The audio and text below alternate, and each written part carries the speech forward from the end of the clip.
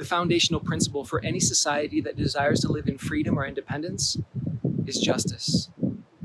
Justice is that principle by which we give another what is their due. It's that principle by which we actually recognize the inherent dignity that belongs to every single human person. We will almost universally agree with that, even if we don't believe in God. We believe that we are meant to give another what is their due. It's the only way for any society to live in a semblance of peace and harmony. But what's the problem? We don't all agree on how to deal with injustices. We don't all agree on what justice looks like exactly. And that's normal. It's normal now. I don't mean to be a pessimist, and I'm not a pessimist by nature, but I do want to be a realist.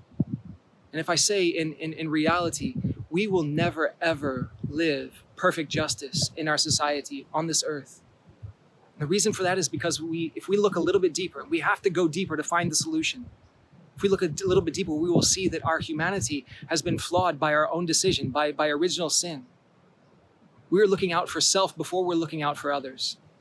Justice demands that sometimes we look out for others even when it's not good for ourselves. And how was it introduced into our society? Well, look at the book of Genesis. The original sin, Adam and Eve. It says they wanted to be like God, so they disobeyed him. They chose against him. They chose against justice. They didn't want to give him what was his due. And so that affected our relationship forever with God and with one another. Ever since then, Augustine will coin this term. He says that ever since the original sin, humanity lives with a lust for dominance. Lust meaning a disordered desire or a disordered way in which we use another object. Oftentimes we think it's synonymous with sexuality. Yeah, but we could have lust for food or for drink. We could have lust for power or for money, right? So it's a disordered desire to use something in an inappropriate way. And dominance is this desire in ourselves to exert control over something. We always want more control.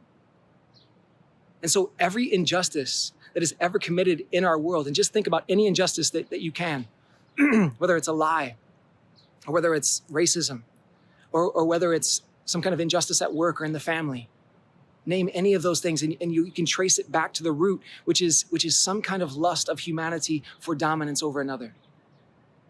And so when we look at solutions to our society, I think one of the greatest solutions is just to look at ourselves first.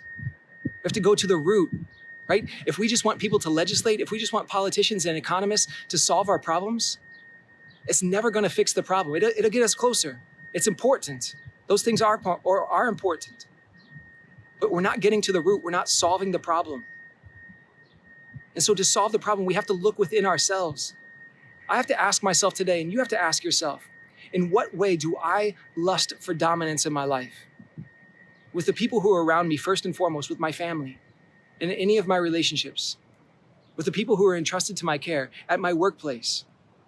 What way has my search for justice become a lust for dominance? Because in some way, there's injustices taking place all over. But if we don't fix it here first, if we don't look outside of ourselves, how will we ever fix it in the scope of the entire world?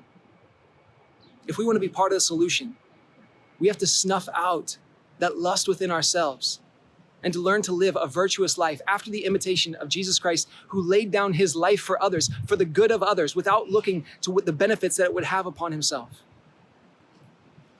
That is the search for justice that we need in our society, the purity of looking at the dignity of every human person and asking ourselves, what is their due?